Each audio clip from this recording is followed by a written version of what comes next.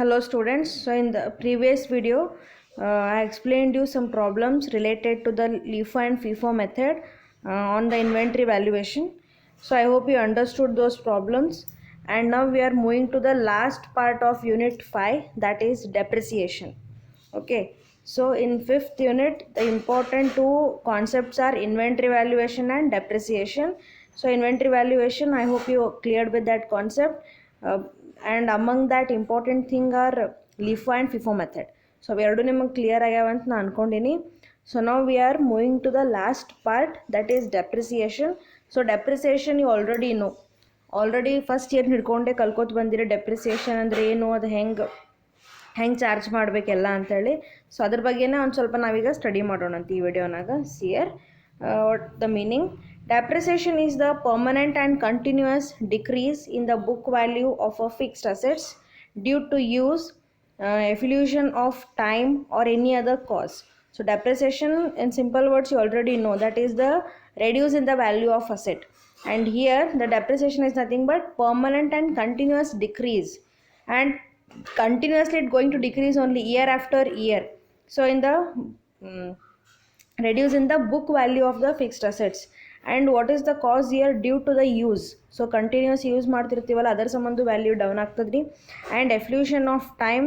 So time gap ಇಂದ, so ಒಂದು ನೀವು ಟೈಮಿಗೆ ಏನು ಪರ್ಚೇಸ್ ಮಾಡ್ತೀರ ಅಸೆಟ್, ನೆಕ್ಸ್ಟ್ ಸ್ವಲ್ಪ ಟೈಮ್ ಆದಮೇಲೆ ಅದೇ ಪ್ರೈಸ್ ನಿಮ್ಗೆ ಸಿಗಂಗಿಲ್ಲ, R any other reasons also. In other words, reduction in the value of fixed assets is loss. So depreciation is nothing but what is one kind of loss only. ಅದು ನಮ್ಗೆ ಲಾಸೇ ರೀ ಅದು. ಯಾಕಂದರೆ ನಾವು ಅದ್ರ ಅಷ್ಟು ವ್ಯಾಲ್ಯೂ ತೊಗೊಂಡಿರ್ತೀವಿ, ಯೂಸ್ ಮಾಡ್ಕೊಂಡಿರ್ತೀವಿ ಅದನ್ನು.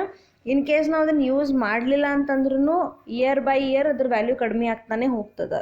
So value of fixed asset is loss, that is reduction in the value, and such loss is termed as a depreciation.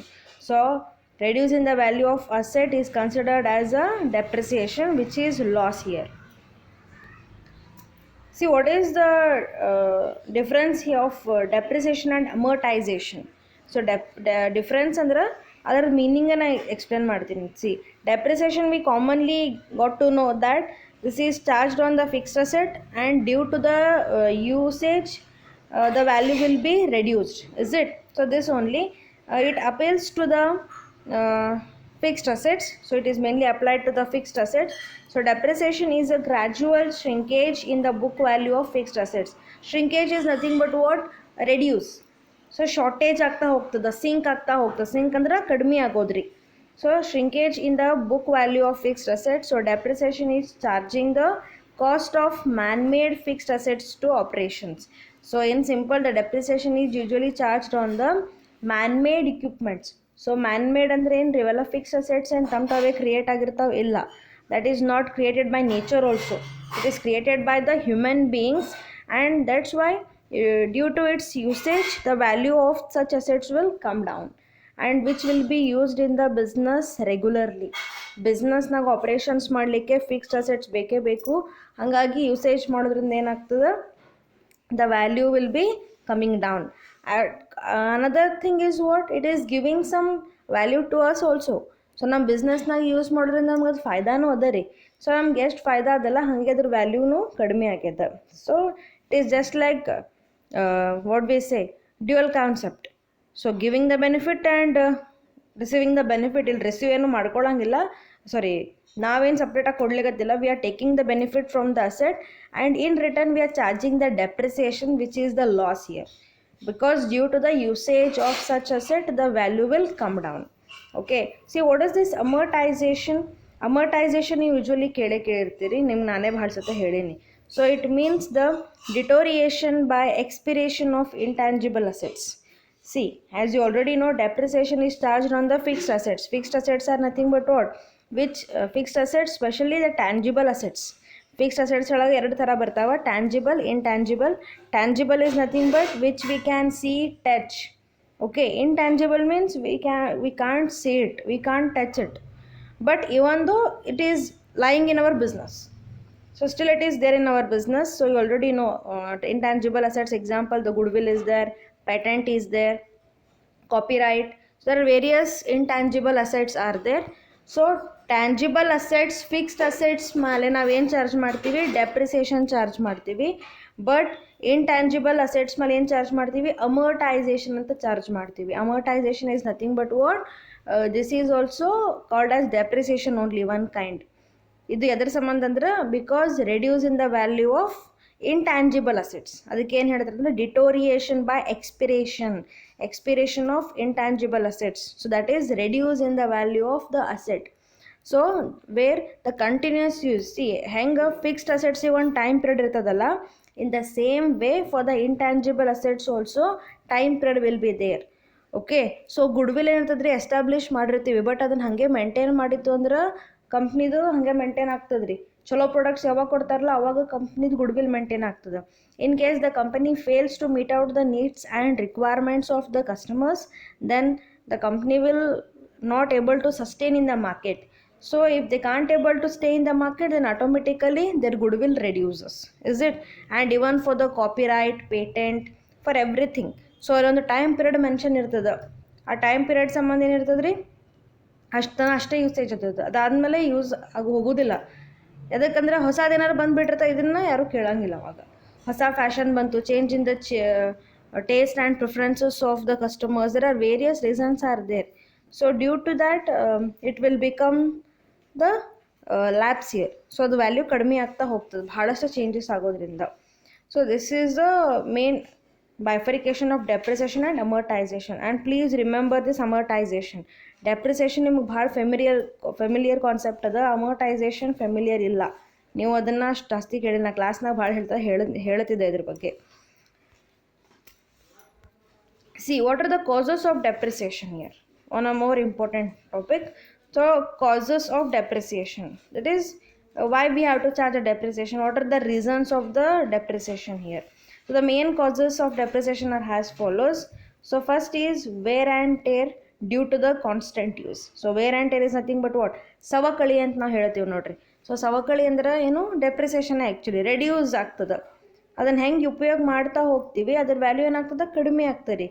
Wear and tear ಅಂದ್ರೆ value come down due to the usage. ಅದನ್ನು ಕನ್ಸ್ಟೆಂಟಾಗಿ use ಮಾಡೋದ್ರಿಂದ ಏನಾಗ್ತದೆ, ಅದರದ್ದು value ನಮ್ಗೆ ಕಡಿಮೆ ಆಗ್ತಾ ಬರ್ತದೆ. ಯಾಕಂದ್ರೆ ನಮ್ಗೆ ಅದು ಯೂಸ್ ಕೊಟ್ಟಿರ್ತದಲ್ರಿ. Second one, exhaustion. So it is mainly this exhaustions, it is mainly related to the we can say mining activities. So fixed ಅಸೆಟ್ಟಿಗೆ ಜಾಸ್ತಿ ಅಪ್ಲೈ ಆಗೋಕ್ಕಿಂತ ಮೈನಿಂಗ್ ಆ್ಯಕ್ಟಿವಿಟೀಸ್ ಅಂತ ಏನು ಮಾಡ್ತಾರಲ್ಲ ಅದನ್ನ ರೀ. Exhaustion is nothing but what, exhaust in the value. Exhaust ಅಂದರೆ ಏನು, ಖಾಲಿ ಆಗಿಬಿಡೋದು. ಸಿ ಒಂದು ಏರಿಯಾನಾಗ ಏನೋ ಒಂದು ಖನಿಜಾಂಶ ಸಿಗ್ತಾವಂತ ನಾವು ಮೈನಿಂಗ್ ಮಾಡ್ತೀವಲ್ಲ, ಎಲ್ಲಿ ತನಕ ಮೈನಿಂಗ್ ಮಾಡ್ತೀವಂದ್ರೆ ಅಲ್ಲಿ ಏನೋ ಸಿಗೋ ತನಕ ಅಷ್ಟೇ. ಈ ಗೋಲ್ಡ್ ಎಕ್ಸ್ಟ್ರಾಕ್ಷನ್ ಮಾಡ್ತಾರೆ, ಆಯಿಲ್ ಎಕ್ಸ್ಟ್ರಾಕ್ಷನ್ ಮಾಡ್ತಾರೆ. ಸೊ ಅವೆಲ್ಲ ಓರ್ಸ್, ಕಾಪರ್ ಓರ್ಸ್ ಅಂತ ಅವೆಲ್ಲ ಮಾಡ್ತಿರಲ್ರಿ, ಎಲ್ಲಿ ತನಕ ಮಾಡ್ತೀರಂದ್ರೆ ಆ ಏರಿಯಾ ಒಳಗೆ ಅದೆಲ್ಲ ಸಿಗೋ ತನಕ ಅಷ್ಟೇ. ಸೊ ಒನ್ಸ್ ಅದು ಖಾಲಿ ಆಯಿತು ಅಂತಂದ್ರೆ, ಅಲ್ಲಿದೆಲ್ಲ ಎಕ್ಸ್ಟ್ರಾಕ್ಷನ್ ಖಾಲಿ ಆಯ್ತು ಅಂದ್ರೆ ಏನಾಗ್ಬಿಡ್ತದೆ, ಮುಂದೆ ವ್ಯಾಲ್ಯೂ ಇರೋದಿಲ್ಲ. ಸೊ ಎಕ್ಸಾಸ್ಟ್ ಆಗಿಬಿಡ್ತದೆ ಎಲ್ಲ ವ್ಯಾಲ್ಯೂ. ಎಕ್ಸಾಸ್ಟ್ ಅಂದ್ರೆ ಹೋಗ್ಬಿಡ್ತದೆ ರೀ. So that is also one of the reasons for depreciation, exhaustion. Next is change in habits and fashion of customers. Yes, see what is introduced in the market for first time, that will be attracted by the customers very much when it is new in the market. But later what happens here, as the time passes, there is no more such attraction because the new models are came into the market. ನಿಮ್ಗೆ best example ಕೊಡಬೇಕಂದ್ರೆ, starting mobile ಬಂದುವಲ್ರಿ. So starting ಬರೀನಿತ್ತು keypad mobiles ಇತ್ತು. ಅವಾಗ screen touch mobile ತೆಗೆದ್ರಲ್ಲ, ಅವಾಗ ಏನಾಯಿತು ಅಂದ್ರೆ ಭಾಳ ಅಟ್ರಾಕ್ಷನ್ ಇತ್ತು ರೀ. ಅವಾಗೆಲ್ಲ ಡಿಮಾಂಡು ಭಾಳ ಇತ್ತು. ಬಟ್ ಈಗೇನಾಗಿದೆ, ಪೂರ್ತಿ ಕಾಮನ್. ಸುಮ್ಮನೆ ಎಂತೆಂಥವ್ರು ಇರ್ತಾರಂದ್ರೂ ಅವ್ರು ಏನು ಲೋ ಕ್ಲಾಸ್ ಪೀಪಲ್ ಅವ್ರ ಕೈಯಾಗೂ ಅಂಥ ಮೊಬೈಲ್ ನಮ್ಗೆ ಸಿಗ್ತದೆ. And it is available for even 1000 2000 also. And what is the use of it? So ಆ ಥರ change in the habits and fashion of the customers. Here the customers are not preferring such now. ಈಗ screen touch mobile craze ಹೋಗ್ಬಿಟ್ಟದ್ರಿ. And ಹಿಂಗೆ ಇದ್ರಾಗ ಭಾಳ high quality ಏನಾದ್ರು changes ಮಾಡಿಕೊಟ್ರೆ ಅಷ್ಟೇ ಅದು ಅಟ್ರಾಕ್ಷನ್ ಇರ್ತದೆ. Okay, so that's why the changes will also affect on the product here. That is also affect on the assets, and which is the reason for depreciation. And next reason is what, fall in the market value. So market value is not subjected to the constant. So it will be not fixed for some period, and here the changes will be happening. So due to the economical changes, we can say social changes, so ಏನಾಗ್ಬಿಡ್ತದೆ, needs and ರಿಕ್ವೈರ್ಮೆಂಟಿಂದ ಏನಾಗ್ತದೆ, market value ಕಡಿಮೆ ಆಗ್ತದೆ. Okay, ಒಂದೊಂದ್ರ value ಹೆಚ್ಚಾಗ್ತದೆ, ಒಂದೊಂದ್ರ value ಕಡಿಮೆ ಆಗ್ತದೆ ರೀ. ಈಗ ರೀಸೆಂಟಾಗಿ ನೀವು ನೋಡ್ಬೇಕು, ಹೊರಗೆ ಮಾರ್ಕೆಟ್ನಾಗ ಗೋಲ್ಡ್ ಮಾರ್ಕೆಟ್ ಎಲ್ಲ ಏರ್ಬಿಟ್ಟವು, ಒಂದೊಂದು ಪ್ರಾಡಕ್ಟದ ವ್ಯಾಲ್ಯೂ ಏನಾಗ್ಬಿಟ್ಟದೆ, ಪೂರ್ತಿ ಡೌನ್ ಆಗ್ಯದ ರೀ. ಸೊ ಮಾರ್ಕೆಟ್ ವ್ಯಾಲ್ಯೂಯಿಂದನೂ ಅದು ಹಂಗಾಗ್ತದೆ, ಸಾರಿ, due to change in the market value, that is also affects, there is a reason for the charging depreciation. Next, another reason is what? Expiration of legal rights. Expiration is nothing but what? That is the completion. Expiration ಅಂದ್ರೆ time period ಮುಗಿದು ಹೋಗ್ಬಿಡೋದು. ಏನಾರು ಒಂದು contracts ಮಾಡ್ಕೊಂಡಿರ್ತಾರೆ ರೀ. Like example, ನಿಮ್ಗೆ intangible ಬಗ್ಗೆ ಕೊಡ್ಬೇಕಂದ್ರೆ patents, lease ಅವೆಲ್ಲ ಹಾಕ್ಕೊಂಡಿರ್ತಾರೆ. ಅವು ಟೈಮ್ ಪೀರಿಯಡ್ ಮುಗೀತು ಅಂದ್ರೆ ಏನಾಗ್ತದೆ ರೀ, ಅದನ್ನು ಫರ್ದರ್ ಕಂಟಿನ್ಯೂ ಮಾಡ್ಲಿಕ್ಕೆ ಆಗೋದಿಲ್ಲ. ಸೊ ಎಕ್ಸ್ಪಿರೇಷನ್, ಟೈಮ್ ಪೀರಿಯಡ್ ಮುಗಿದು ಹೋಯ್ತು ಅಂದ್ರೆ ಮುಗಿದೇ ಹೋಯ್ತು. ಅದಕ್ಕೇನೆ ಏನು ಮಾಡ್ತಾರೆ, ಒಂದು ಅಡ್ವಾನ್ಸ್ ಥಿಂಕಿಂಗ್ ಮಾಡಿ ಪ್ರಾಫಿಟ್ನ ಒಂದು ಪಾರ್ಟ್ ತೆಗೆದಿಡ್ತಾರೆ, ಡೆಪ್ರಿಸಿಯೇಷನ್ ಅಂತೇಳಿ. ಪ್ರಾಫಿಟ್ನ ತೆಗೆದಿಡೋದು ಅಂದ್ರೆ ಅರ್ಥ ಏನು, ಅದನ್ನು P&L ಅಕೌಂಟಿಗೆ ಚಾರ್ಜ್ ಮಾಡ್ತೀವಿ ನಾವು. ಚಾರ್ಜ್ ಮಾಡಿದ್ದು ಏನು ಮಾಡ್ತೀವಿ, ಡೆಪ್ರಿಸಿಯೇಷನ್ ಅದೆಲ್ಲ ಬಿಸ್ನೆಸ್ಸಿಂದ ಹೊರಗೆ ಹೋಗ್ತದೇನು ರೀ? No, it is not an operating cost. ಬಿಸ್ನೆಸ್ಸಿಂದ ಎಲ್ಲೂ ಹೊರಗೆ ಹೋಗಲ್ಲ, ಅದು ಬಿಸ್ನೆಸ್ನಾಗೇ ಇರ್ತದೆ. ಅದನ್ನು ಯಾವಾಗ ಯೂಸ್ ಮಾಡ್ತಾರೆ ಬಿಸ್ನೆಸ್ದವ್ರು ಅಂದ್ರೆ, while replacing the asset. So every year they will charge some amount, and that they are charging to the P&L account, and they are taking it to the accumulated depreciation account. accumulated depreciation ಅಕೌಂಟಿಗೆ ಅದನ್ನು ಹಾಕ್ತಾರೆ. ಅವಾಗ ಏನು ಮಾಡ್ತಾರೆ, ಯಾವಾಗ ಒಂದು ಅಸೆಟನ್ನು replace ಮಾಡ್ತಾರೆ, replace ಅಂದ್ರೆ ಅದರ ಅಸೆಟನ್ನು ಚೇಂಜ್ ಮಾಡ್ತಾರೆ after the completion of the estimated life of the asset. So ಒಂದು ಫರ್ನಿಚರ್ ತೊಗೋತೀರಿ, ಒಂದು 10 years ಯೂಸ್ ಮಾಡ್ತೀರಿ. 10 years ಆದಮೇಲೆ ಏನಾಗ್ತದೆ, 11th ಇಯರ್ಗೆ ಅದು ಯೂಸ್ ಮಾಡ್ಲಿಕ್ಕೆ ಫಿಟ್ ಇರೋದಿಲ್ಲ ರೀ.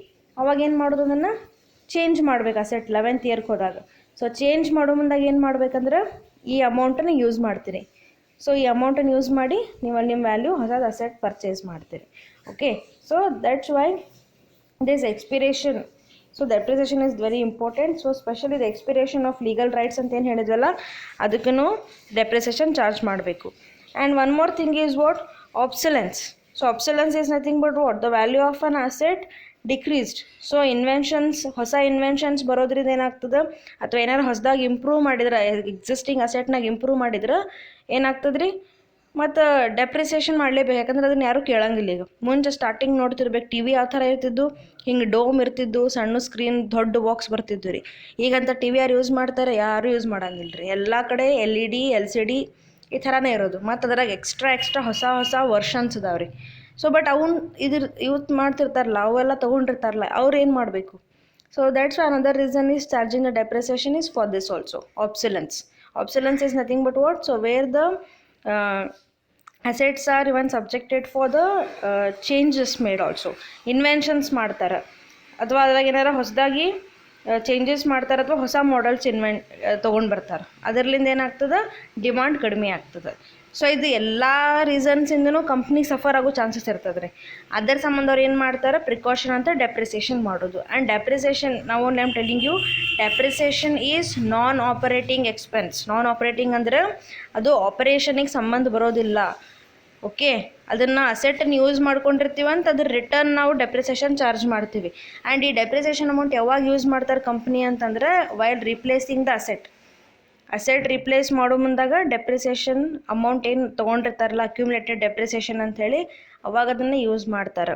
Okay, I hope you are understanding this concept. So depreciation is very very interesting concept. ಈ ಡೆಪ್ರಿಸಿಯೇಷನ್ ಕಾನ್ಸೆಪ್ಟ್ ಇದು ಭಾಳ ಇಂಟ್ರೆಸ್ಟಿಂಗ್ ಅದ. ನೆಕ್ಸ್ಟ್ ವಿಡಿಯೋನಾಗ ಇದ್ರ ಕಂಟಿನ್ಯೂಷನ್ ಪಾರ್ಟ್ ನಿಮಗೆ ಹೇಳ್ತೇನೆ. Okay, until this you understood these all points.